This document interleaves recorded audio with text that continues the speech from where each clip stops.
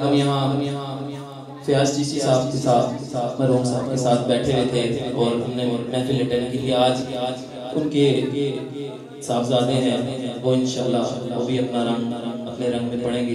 तो मैं उनको बहुत याद करता हूँ अक्सर महफिल में, बल्कि ये जो कलाम पढ़ा हूँ ये उनको इसाल करता हूँ। तो जितने हज़रात बैठे हैं बचपन से पढ़ते आए हैं इस कलाम को, मेरे साथ दीजिएगा। अल्लाह अल्लाह अल्लाह